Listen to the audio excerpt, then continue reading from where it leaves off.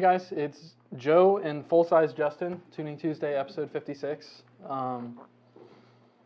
I'd say let's get right into the giveaway thing so that people can get all hyped about that. Throw some like, shares, and subscribes our way, but we hit 10,000, was it YouTube subscribers? Yes. So we hit 10,000 YouTube subscribers, so as a thank you to you guys, we're going to give you or give one lucky person a VMP swag pack. Joe, what you got over there? I got mouse pad. New mouse pads.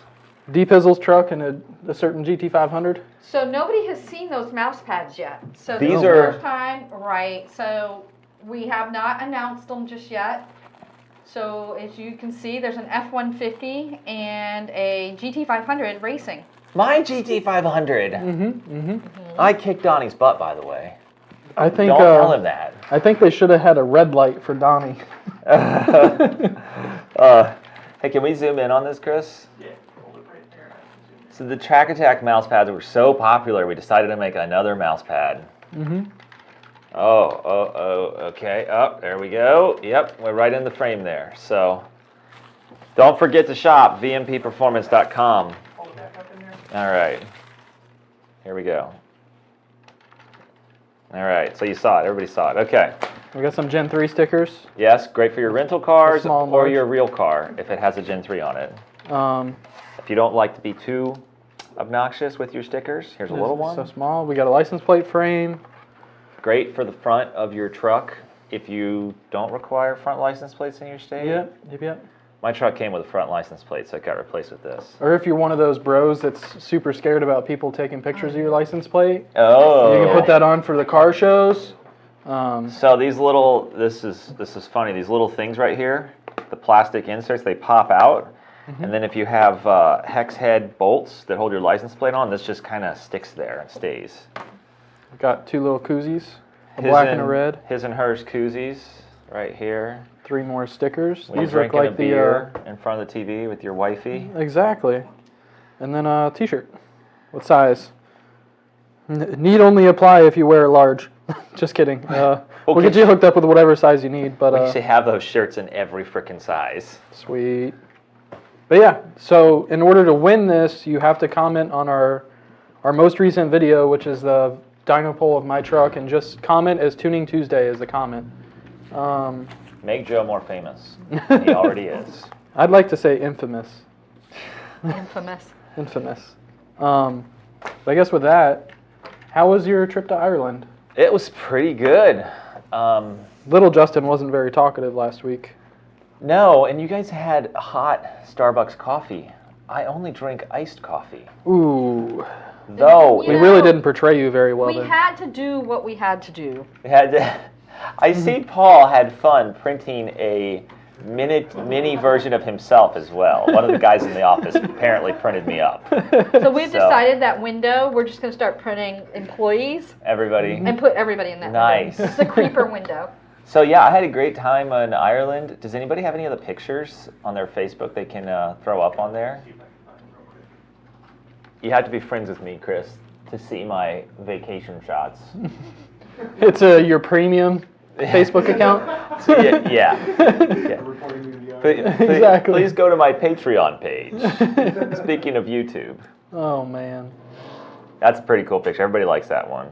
And for those that just heard an S550, that's Dave Murdoch leaving right now. He just made 800 wheel. He's all happy and giddy and whatnot. Come here like every week or something? I wouldn't say every week. I'd say every month, every other month. He stops by, wants to do more. So what did we upgrade on his car to make 800s? We did a 69mm pulley, a 100mm idler, a VMP HD tensioner.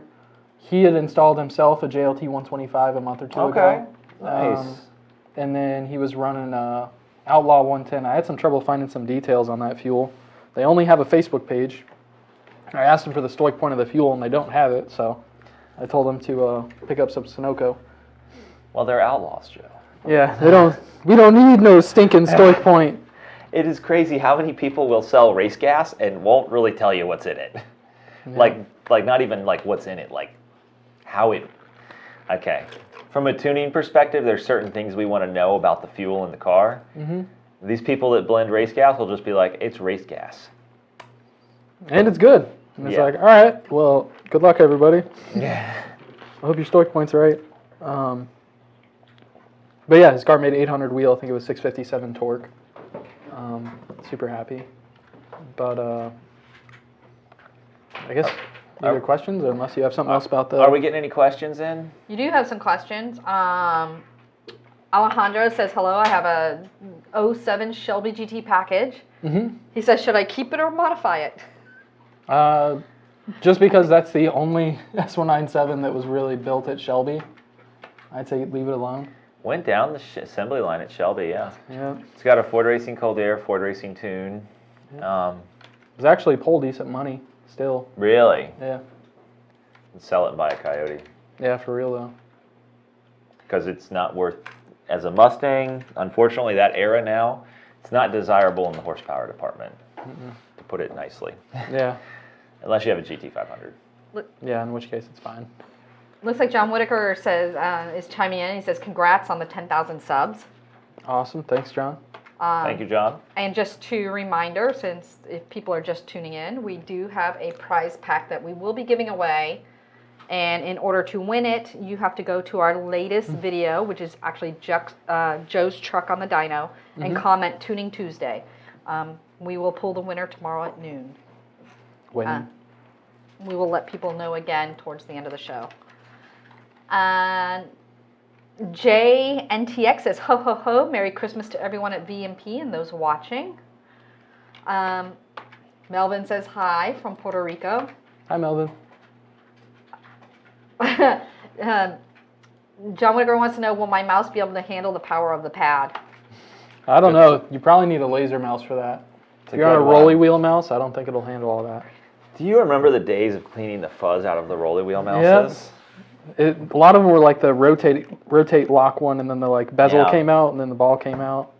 Good Crazy. times. We don't have to do that anymore. Speaking of that throwback stuff, I downloaded Doom, like Ultimate Doom, Doom 3, and Doom 95 on my computer. Wow. It's funny to see that it's like the original is like a DOS-based program, and it has to run it through like a separate program to run the DOS program. Oh, wow. Well, if we want to get really original, maybe some Age of Empires and some SimCity. Well, even Doom's before SimCity. Yeah, Doom is really, It's good times though. yeah. Braden Ryan says, thank God Justin is back. He's thanking God. Thanks. Somebody needs me. Mike says, Joe needs Red Dead Redemption 2. Oh, I'm thinking about it, Mike, just so I can play with you and Travis, and then maybe we could get like a VMP style posse together. Let's see here. Northwest Horsepower says, should I get MIL deleters for my off-road X? I have a tune from you guys and have sent some logs, sending more today, but does the CL affect the performance of the vehicle? Great question. If you are getting a P0420 or P0430 code, it does not affect the performance of the vehicle.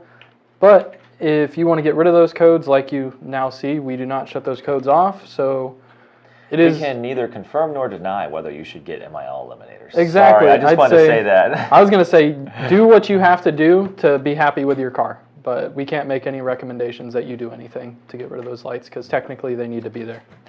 Tuning is not an emissions defeat device. As he now sees. Now that he's getting a 420, 430. Yeah. Northwest Housepower says, and good to see you again, Justin. Get that red Project 50 ripping. I assume he's talking about Chucky? Yeah. So Chucky's doing a lot of ripping, and actually kind of turned that project over to Mr. Donnie. He's been running with it, so that's kind of cool. And since we're talking about Chucky, we have a new video on Chucky dropping tomorrow. Oh. For inquiring minds. Tune in. Literally. Exactly. It finally happened. I was wondering when it was going to happen. Oh, somebody's calling me. So, hold on just a second, everybody. Hey. I think they can still hear you. Okay. Love you. Bye-bye.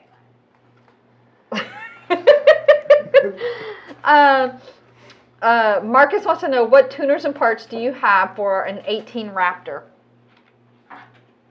I believe we've got. I was going to say, excellent question. Yeah. Do our intercooler upgrades fit those? I do not know. We That'd be can sales and support. we can get you an SCT tune or an HP tune. We work with more power tuning for tuning those vehicles, and pretty much anything else you want for it. So whatever you're looking for, we can also give you the contact for sales and support, and they can get you whatever you need. Tim wants to know, what are the differences between the 19 F-150 5.0-liter engine and the 19 Coyote Mustang 5-liter? Good question. I'd imagine the same as 18 F-150 and 18 Mustang, but I haven't confirmed. The difference is basically cams and the intake manifold that's on the engine and the exhaust manifolds.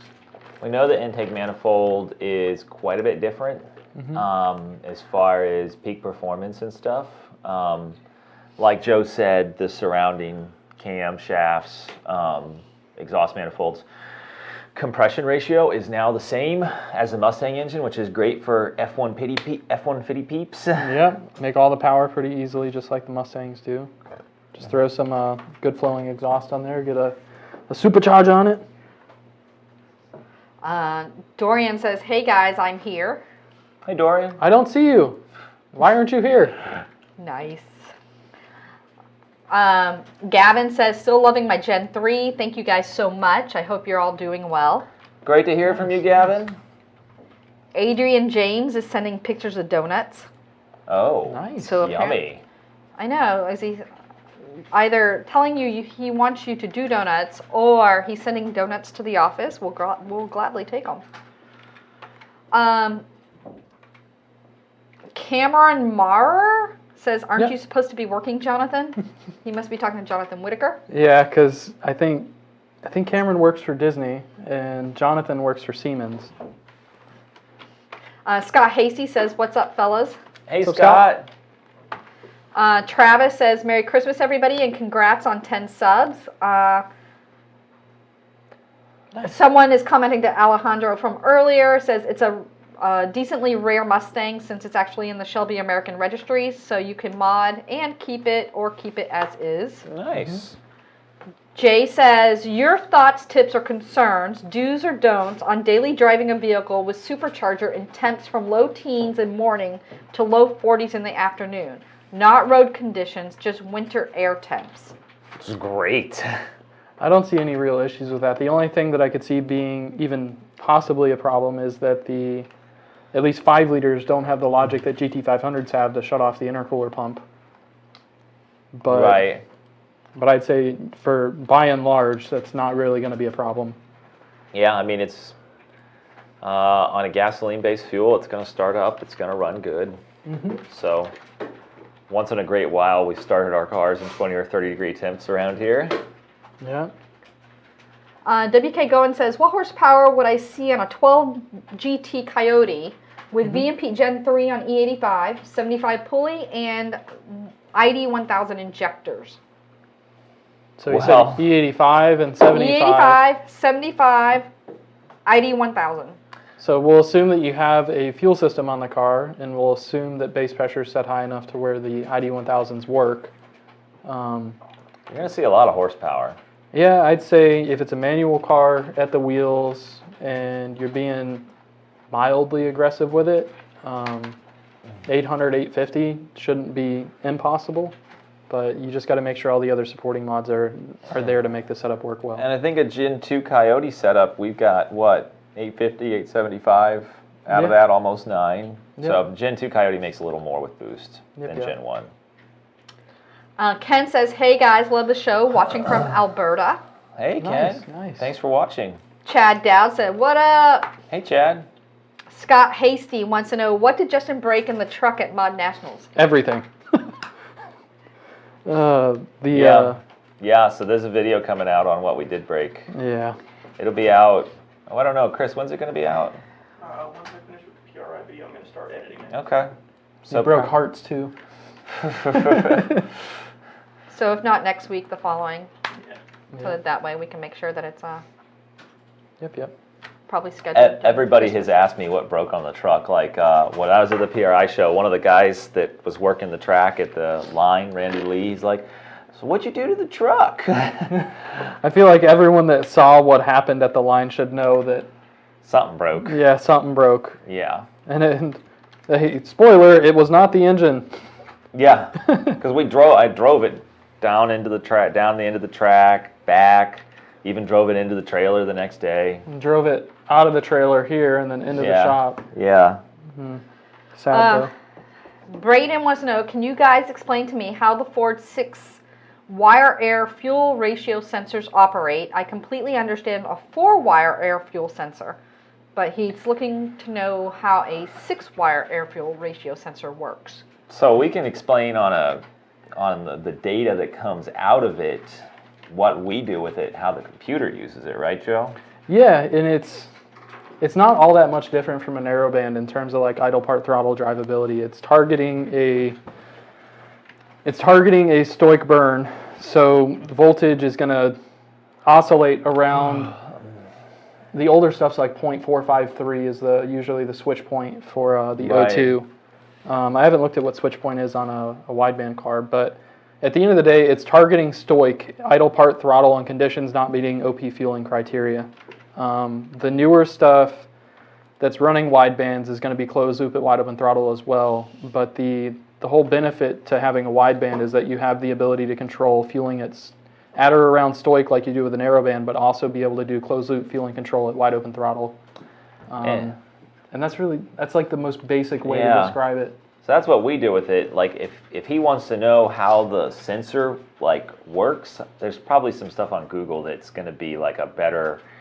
I would look at the patents on it. Oh yeah. Because it's not just the sensor; it's the controller within the ECU. Right. Like for the heater circuits, and then the inferred logic stuff for O2 temp to try and offset everything, and then I believe they have back pressure functions in there, at least for blow-through stuff.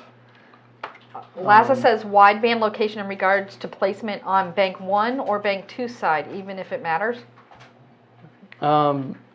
I don't understand the question there in regards to bank 1, bank 2 side. That's what he said.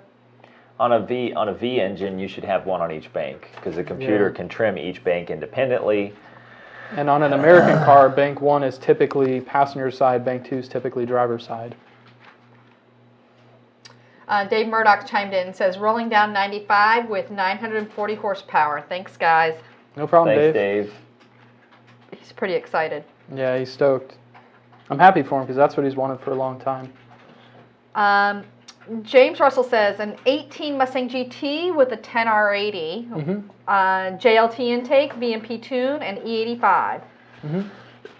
What can I expect horsepower-wise, and will running E85 hurt anything long run? Running E85 shouldn't hurt anything long run. The only thing that you really see with E85 is killing widebands, mainly due to the condensation in the exhaust when the heaters are active. But in terms of power, I think you said long tubes, has the JLT, has our tune, has E85. If it's a manual car, like 490, 510 wheel, somewhere in that range. If it's an automatic car, I can't remember auto numbers off the top of my head. I expect probably 20 horsepower less, probably like 480 wheel. Yeah, sounds good.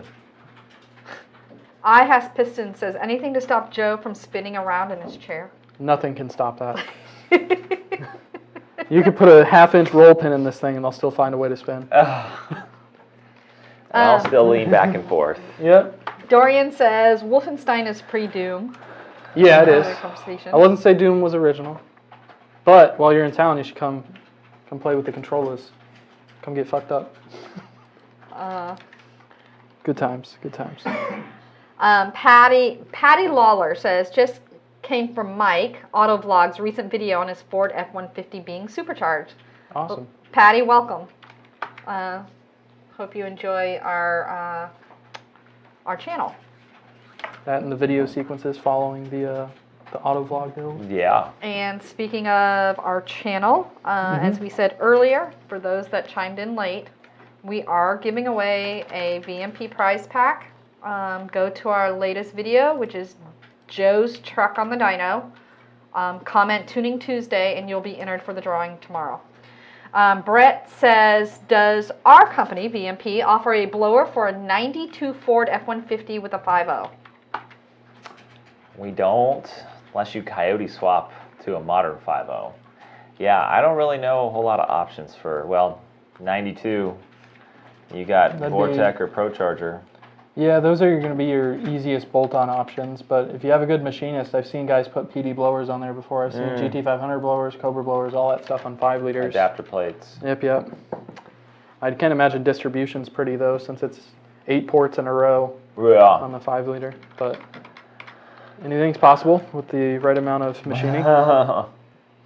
John Whitaker says, so serious question. I have the Gen 3 with the GT500 throttle body on an 03 Cobra setup.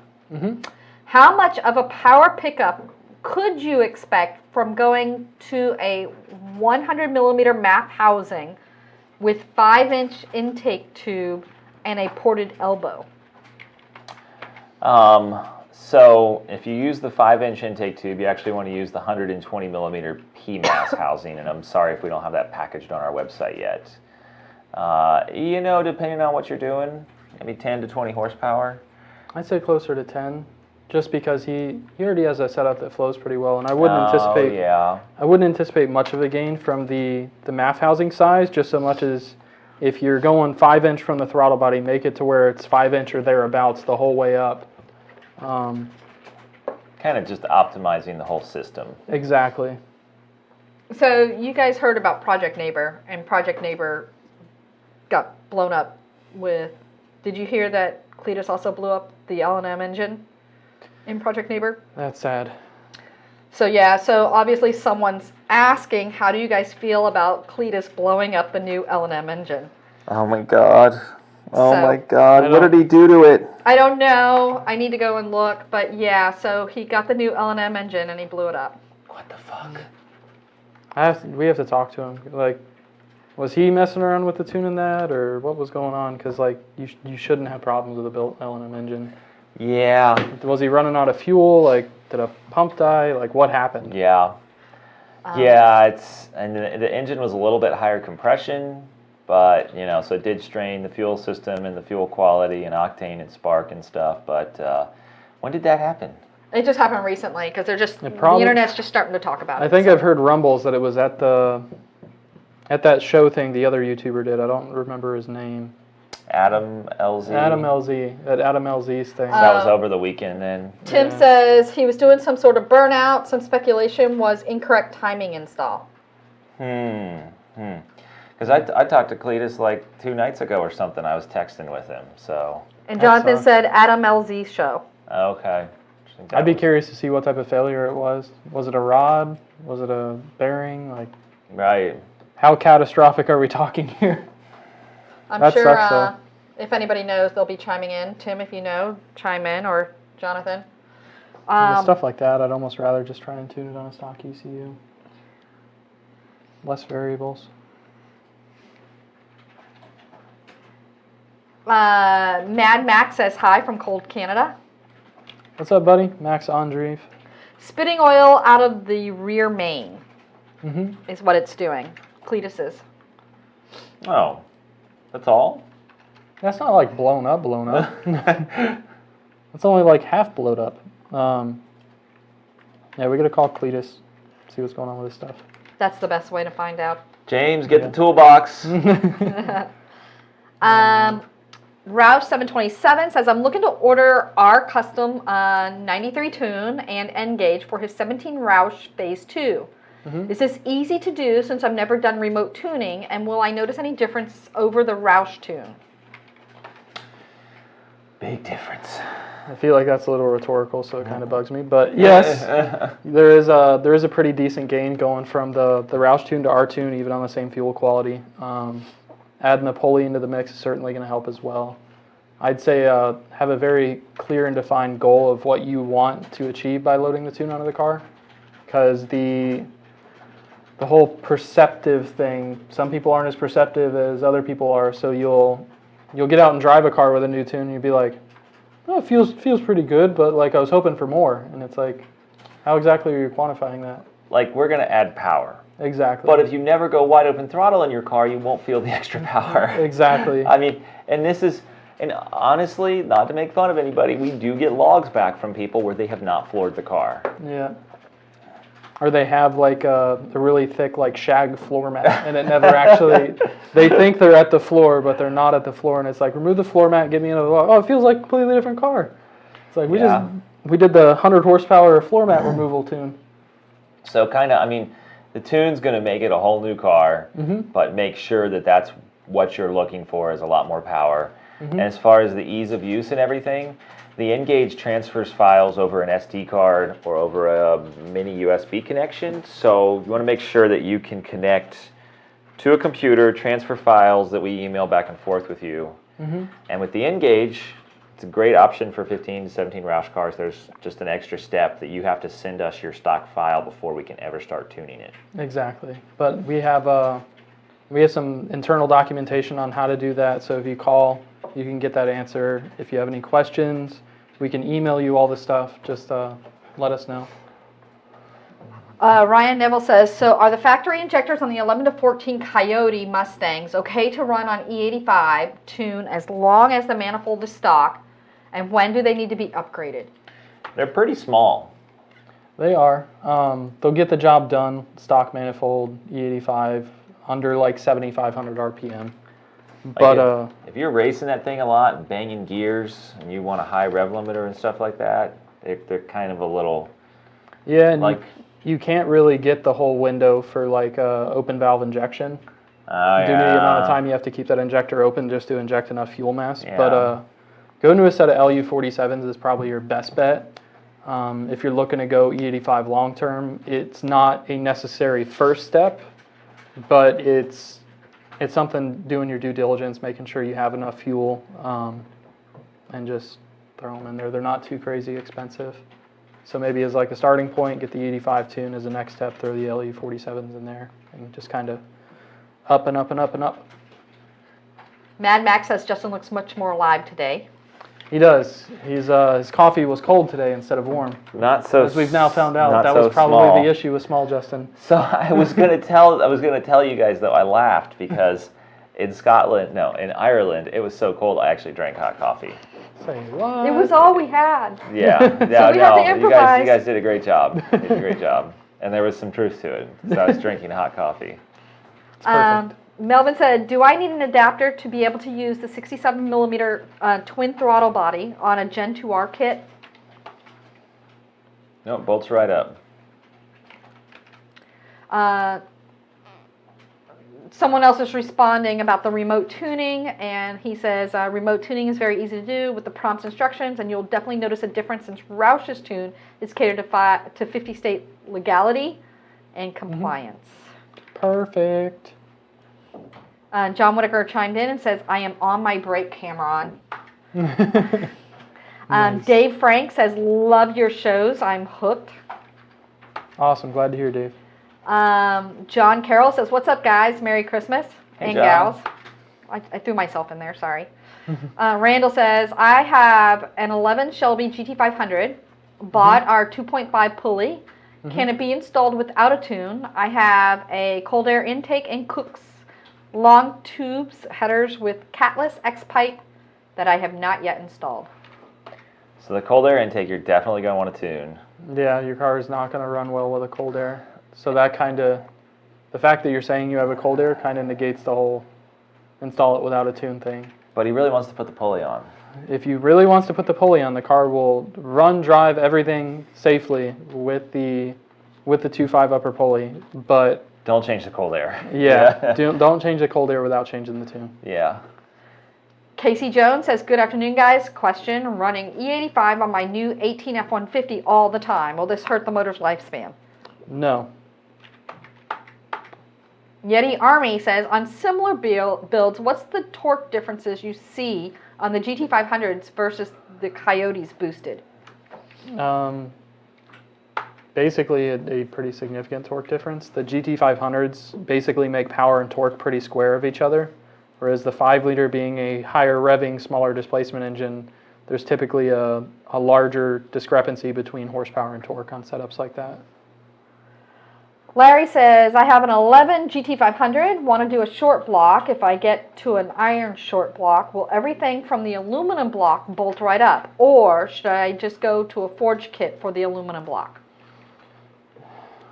I So I don't. think- I don't know about the minutia of the compatibility between timing covers, the oil cooler, and stuff like that. Because I know the older 4.6 stuff, the 4.6 iron block takes a different adapter cooler gasket than the aluminum blocks, and the timing covers going from iron block to aluminum block timing covers. Like if you're doing an 03 Cobra with a aluminum block, one of the bolt holes isn't there in the aluminum block. Oh, okay. And just small stuff like that. I'd imagine it'd be similar with GT500s, but I don't have that on-hand experience swapping the two. I think it's pretty much the same thing because it was kind of the same era versus, well, how many blocks did Ford make back then? About 3 for 4.6 stuff. They didn't make that many, I guess, but they made No, because you had Texid WAP, then you had like NVH WAP, and then NSK block for like 3 valve stuff. But just forging the aluminum motor is perfectly fine too. It's just really rods and pistons in the GT500 motor is all it really needs. Yeah, and then if it's an aluminum block, would that be spray in liners? I know L&M past a certain power point does tell you it's a good idea to sleeve it. So Yeah, that's true. That's a very good point. so I'd say see what your end power goal is and kind of judge everything based off that. Yeah. I know that L&M and Mahobits will tell you that the aluminum blocks are stronger than the iron blocks when they're built properly.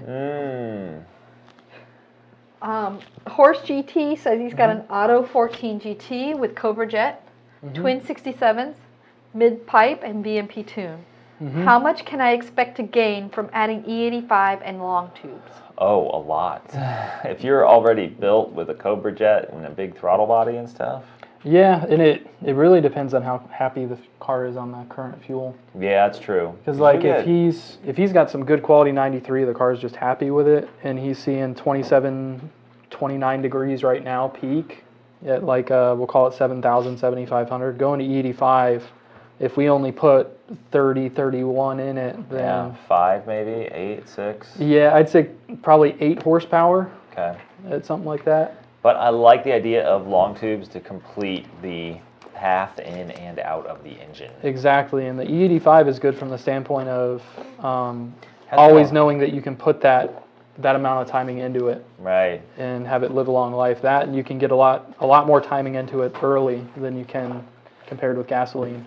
Because your peak, that's why I say like depends on how happy it is on 93, but that's people get caught up in the peak number. And like peak to peak, it's probably only going to be 8 horsepower. But if you can get more timing in down low on the hit, you can probably get 15 horsepower out of it at the bottom end. So, and I'm going to talk about some other semantics that probably matter a lot less on an NA engine, but they're kind of fun to talk about the total combo. E85 has a much higher exhaust volume than 93 because you're burning more fuel. So, E85 is definitely very He says he's in California and only has 91 there. Oh. Yeah, if you're on 91, there should be a pretty decent gain going to E85. Yeah, and so having that higher exhaust volume with E85, having long tubes is going to be good for that.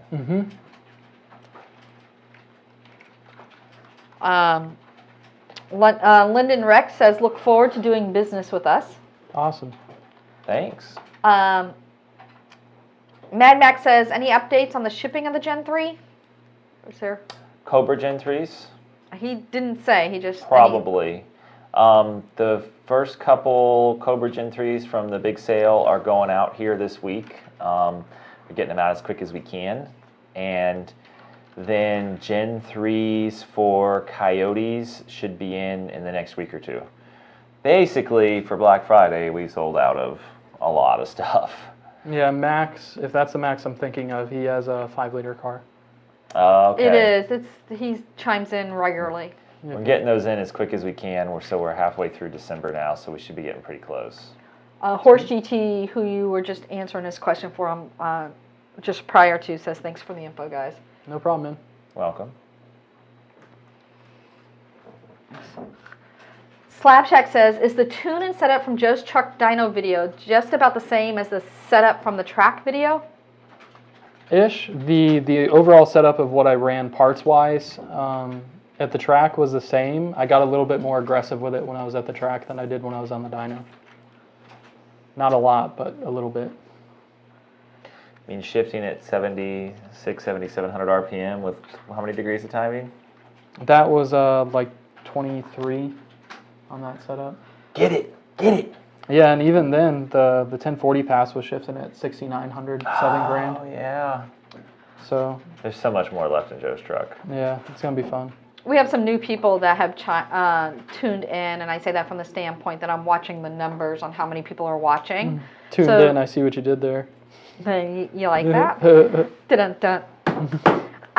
If you missed the beginning of the show or even a little bit in, we are giving away a VMP prize pack. Includes 2 koozies. We are asked for hitting 10,000 subscribers on YouTube. If you would like an opportunity to win the prize pack, please go to our YouTube channel, VMP Tuning, VMP Performance, and comment on the latest video of Joe's truck on the dyno, Tuning Tuesday. That's all you do is go on there, say Tuning Tuesday, and you will be entered for the drawing to win the prize pack tomorrow at noon. Sweet. Ken says, looking to let JDM build my 5.8 liter short block, sleeves, diamond pistons, I-beam rods, I-beam roads? I think he meant rods.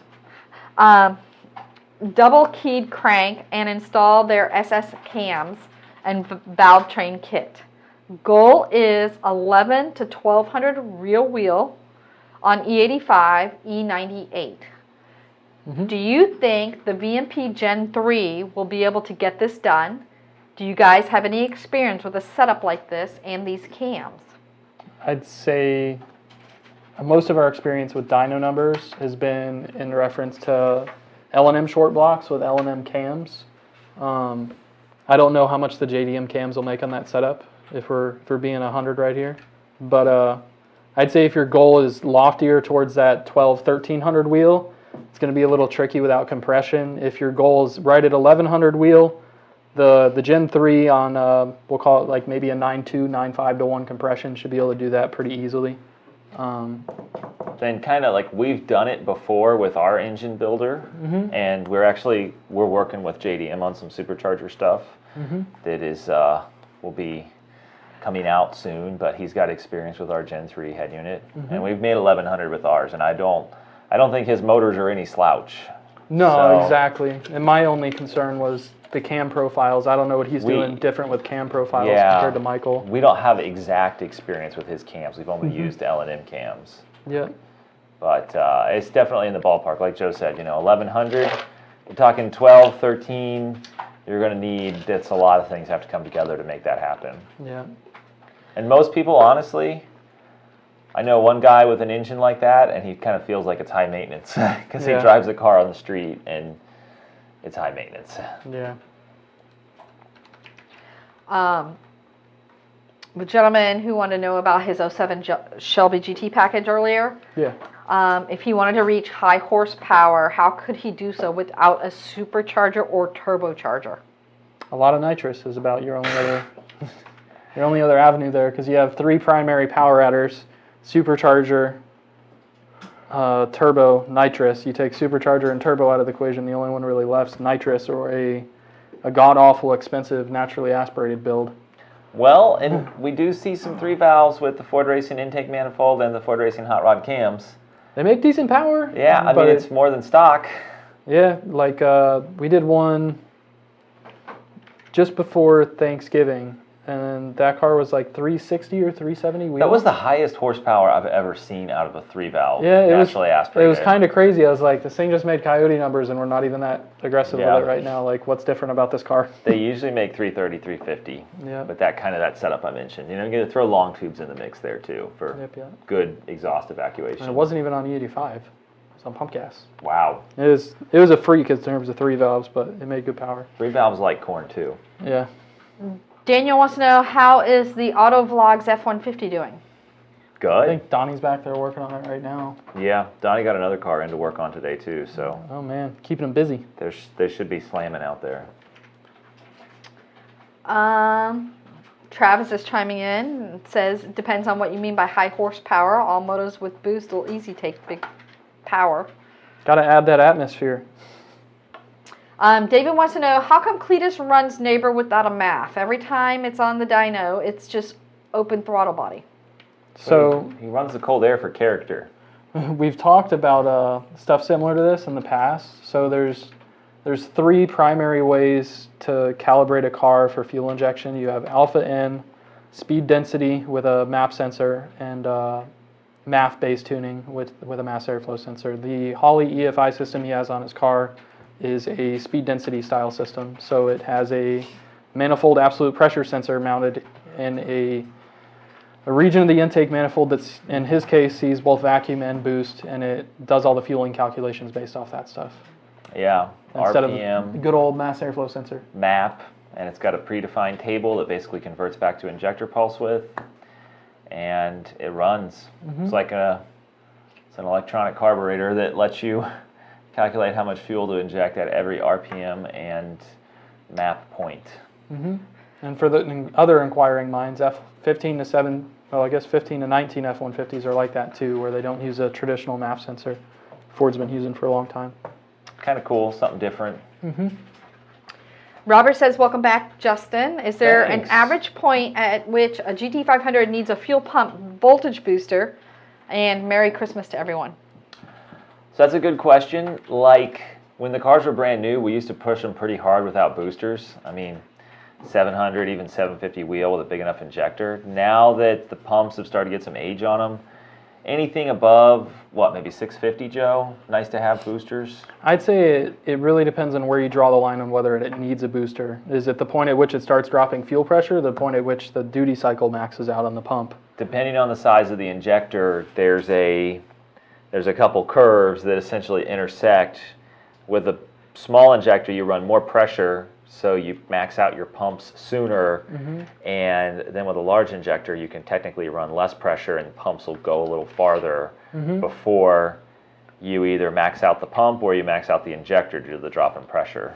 I'd say that on most of the setups that we do, like the 56-pound injector, our blower, that type of stuff, it's usually around like the 620 wheel. You'll see pump duty cycle max out at 0.5 at around 5 grand 5200, but they typically maintain pressure. So That's true, yeah. from that standpoint, it's not absolutely necessary, but you don't want to be running on the edge of things. So I'd say anything over that like 600, 620 wheel, it'd be a very good idea to get a booster on the car to keep the pump duty cycle down. And one of the ways, too, I explain to customers to help them make that choice is if you have small injectors, then fuel pump boosters are more important. If you have larger injectors, they're going to be able to tolerate lower pressure before you actually run lean. Exactly. So PJ McMillan says, wake up, Justin. Someone get you an espresso. He's buddies with Banish. They go skiing together. Oh, nice. Yeah. So Jeff Scarlin, we talked about this a little bit earlier. Jeff Scarlin says, so what ended up being the carnage on Justin's truck from drag racing? And Jeff, we will be dropping a video on that shortly. We just finished up wrapping it up. So once it gets edited, and we will be dropping that. So keep an eye on the YouTube channel. Justin found out what bunny hops do in trucks. Bunny hops. Damn Jonathan it. Whitaker says, I'll be by soon to upgrade to the intake tube and 120 millimeter PMAS. Thanks, Awesome. guys. Just trying to make the setup as optimal as possible. Also sure. need to see what power I am making now. Feels great. Awesome, glad to hear, John. He was actually out at, that's one of the things we didn't talk about. Pink's All Out was this past weekend. Yeah, we had a bunch of customers out Oh, Yeah, Rick got his best, 9.3. yeah, his new personal best. It was like 9.3 at 150. And for those that are wondering what changed with the setup from Mod Nationals to that, Rick changed the back tires.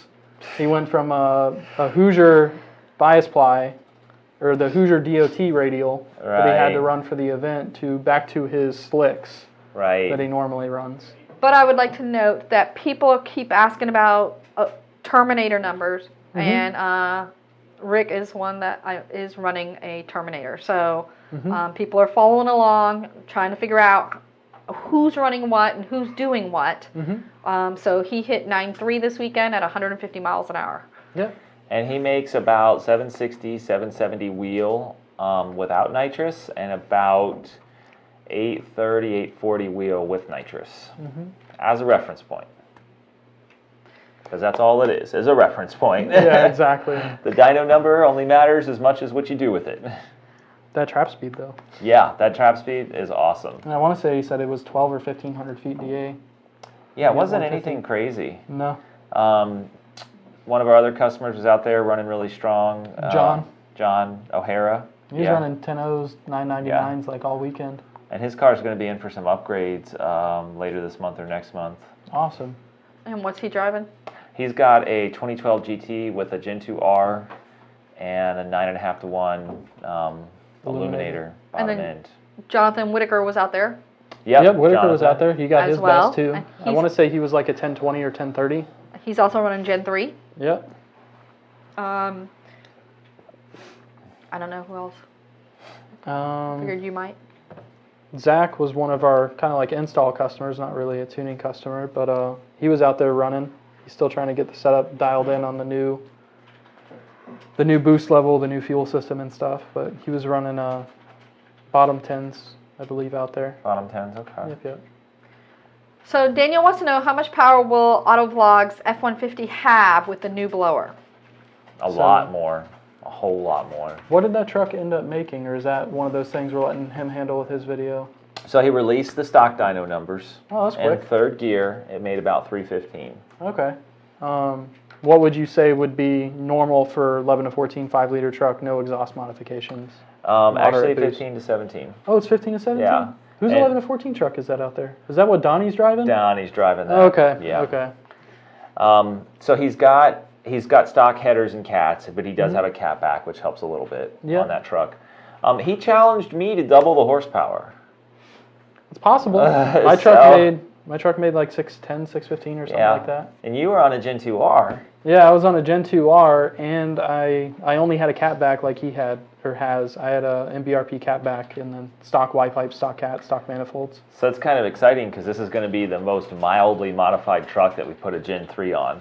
Yeah. So Jim Ferraro, watch out for what you've got in store for you. What you stand to gain by bolting one of them Gen Thrizzles on. Yeah.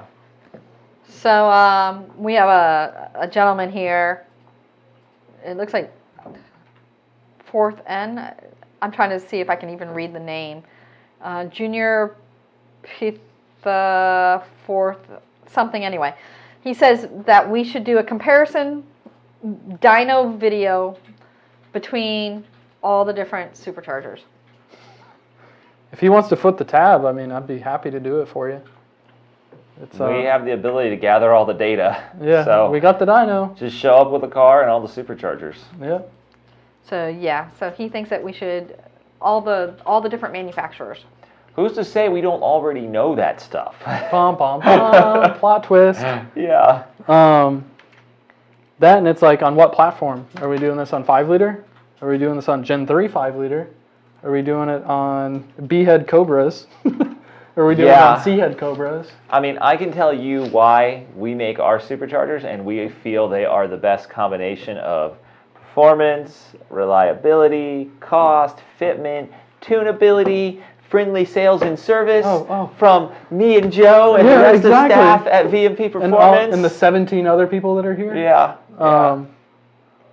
But a little aside, selling the Mercedes, I had someone offer me a... You sold the Mercedes? No, I haven't sold it yet. It's for sale. But I had someone offer me a 96 Cobra, 74,000 miles, with one of the old Kenny Bells on it. And a stock engine, all this other stuff. And he's like, even trade? And I'm like, I don't even know what an all stock other than Kenny Bell SN95 Cobra goes for these days. I'm like, what year is it? 96. 96. And it's not even black interior. It's the saddle interior. So if it was black, it'd probably make my decision a little bit easier. But I'm like, I don't know if I can give up the Mercedes for an SN95. Bill Tumas is selling his Mistachrome 96 Cobra for like $7,500. Do you know how many miles are on it? It's reasonable. Okay. It's like under 100. No, so there's two different colors. There's Mystic in 96, and then there's Mystic Chrome in 04. What year did you say it was? 96. 96. So you said Terminate. Oh. Okay, Yeah, 96. 96, not a Terminator. Yeah, never mind. It's like the same idea paint-wise, but I've it's seen it. executed differently. Yeah, Yeah. and it's a Mystic It's- Chrome is cheaper to make than Mystic is. I didn't know that. Yeah. Mystic was like they were sending executives from Ford down with the paint when it first came out because it was so expensive for every quart. I just saw a video on that they do that with Mistachrome as well. I don't think they do though. I think that was back when they had Mystic, but you can get Mystic Chrome straight from PPG. Yeah, I just saw a video. I'll see if I can pull it up and I'll send it to you. Awesome. Yeah, it was kind of interesting actually. Casey Jones says, "Merry Christmas, guys. See you next year with the 12 GT500 Blue Demon for the Gen 3 install." Awesome. Sick. Hey guys, I have a new 18 Mustang GT. How can I get 600 horsepower naturally aspirated? A lot. I'd say a lot of money and a decent amount of time. We could probably get there for you. We're gonna do a Cobra. We're gonna do a ported Cobra Jet. We're gonna do a VMP digital Twin 69, Yeah, and probably gonna need cams. I don't know who makes them at this point for yeah, Gen 3 engines. Comp is a little behind on Gen 3 development. Some E85, which, hello, stock fuel system on Gen 3. Or you can get that the MMR tall deck big bore block. It's like a 5.8 liter Coyote. Oh yeah. Do that, throw the heads on, get your custom timing cover, your custom chains. I just told him he was going to save money because of the stock fuel system. So then Joe's over here telling him to buy a $12,000 block. bill it block.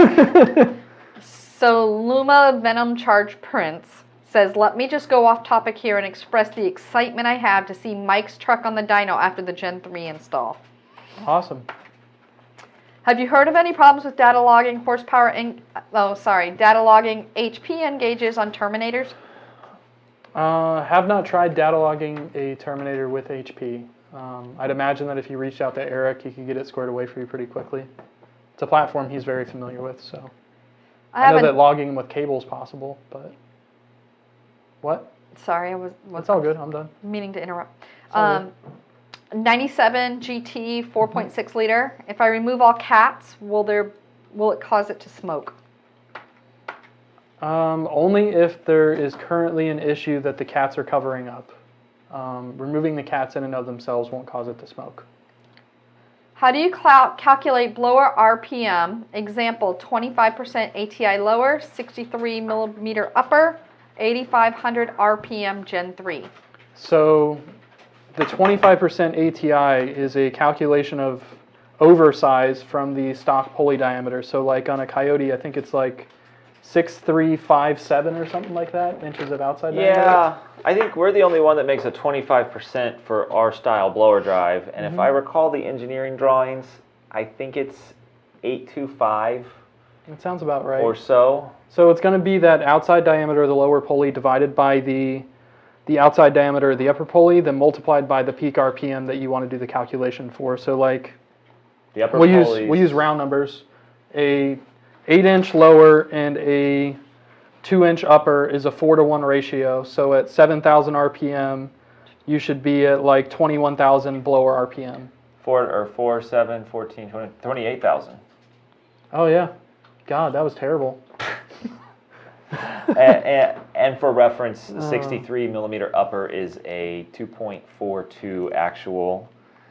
So that's a 3.41 drive ratio.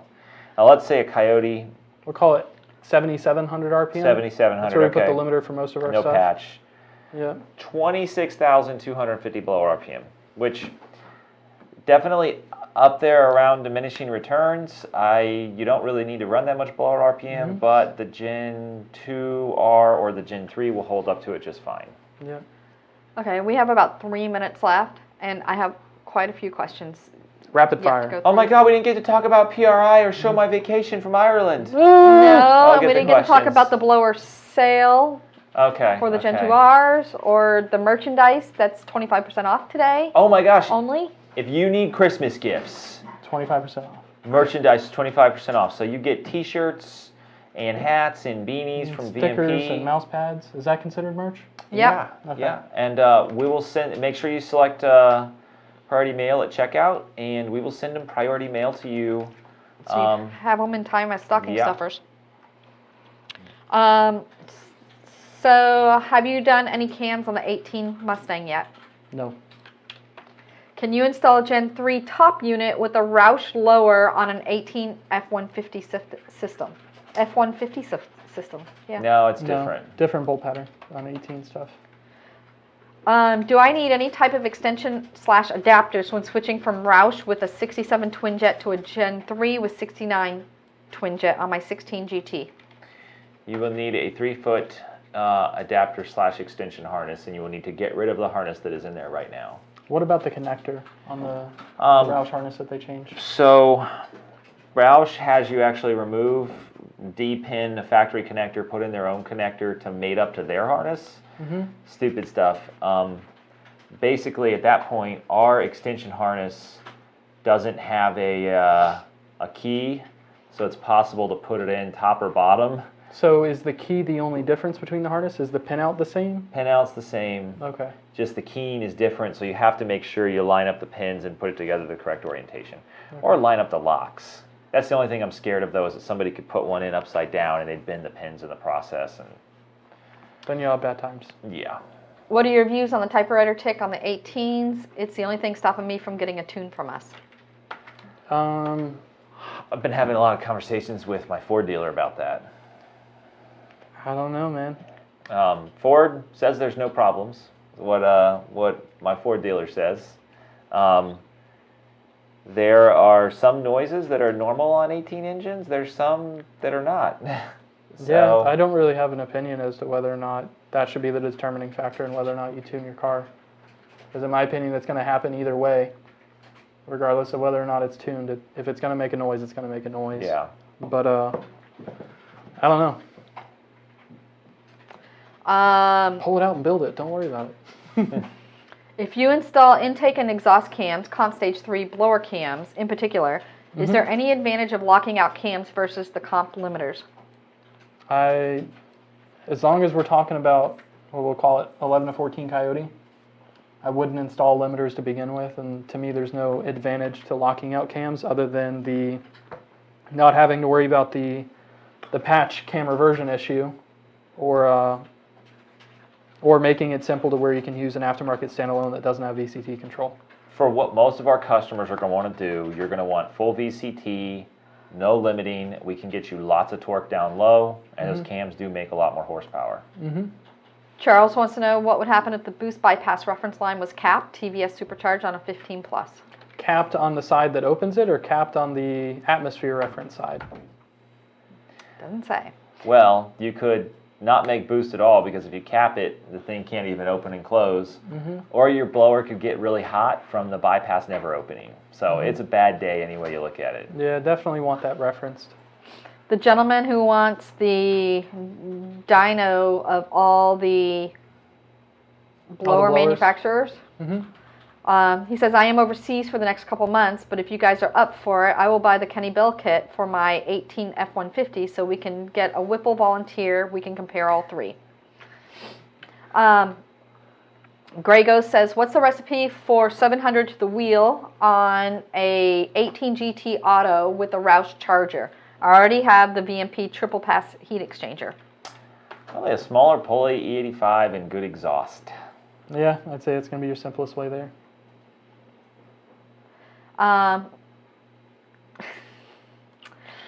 The gentleman says, how far along is Mike's truck? I just came around to see Mike's truck. Soon. We'll have to go out in the shop and look at it after this.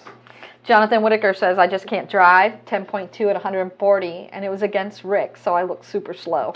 Oh, man. Yeah, Rick's car's fast. Don't feel bad, man. Rick was on his game this weekend, Yeah, shifting he them was. gears.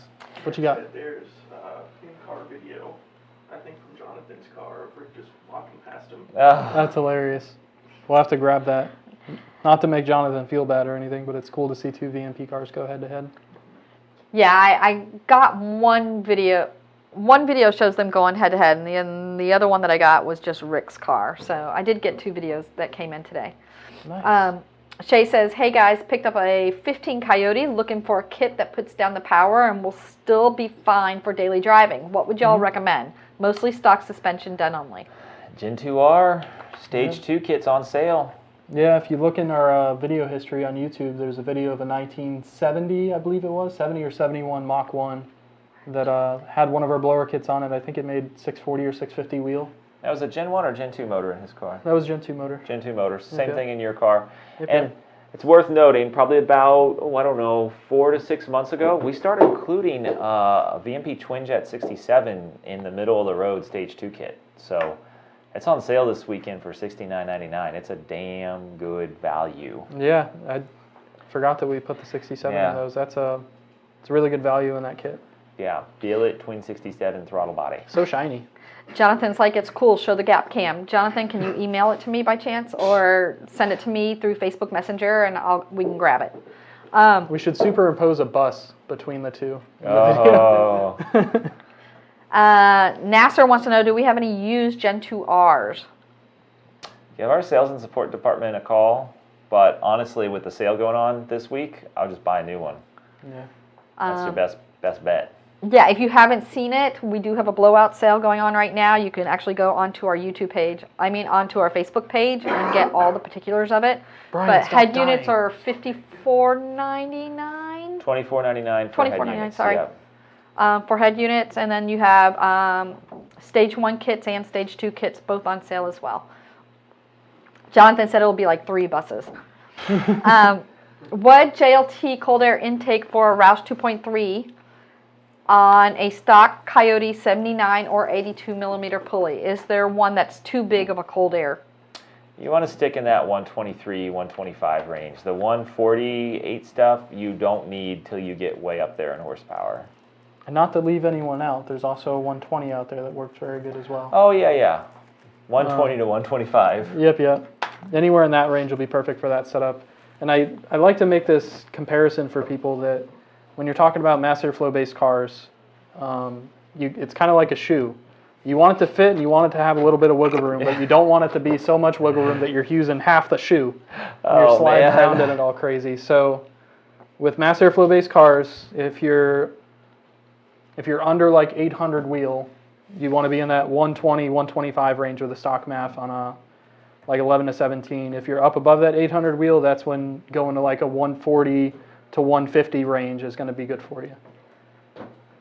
We are about 6 minutes over at this Okay. point. Questions are still coming in. So I think we're almost at the point where we're probably going to have to start wrapping it up. Yeah, Okay. I think we probably need to wrap up. For those who chimed in late, again, we are giving a giveaway for 10,000 subscribers on YouTube. If you want to be entered in the giveaway, go to our YouTube channel, go to the latest video of Joe's truck on the dyno, and comment Tuning Tuesday. We will draw the winner. Mike chimed in, sorry, wrap it up, B. We will draw the winner tomorrow at noon. And with that said, I think it's a day. Thanks for watching, everybody. Stay tuned for more details on Mike's truck. And we will see you not next week, because it's Christmas. Oh man. Like, share, and subscribe. Yes, you'll see Donnie and Rebecca on Thursday. Will that be the first week we missed Tuning Tuesday? It will. Because last year it wasn't on Tuesday. So guys, if you like this content and you'd like more content like this, please be sure to like, share, and subscribe. Subscribe to our YouTube channel as well, so that way we can keep providing you with quality content. Definitely. Bye guys. See you next time.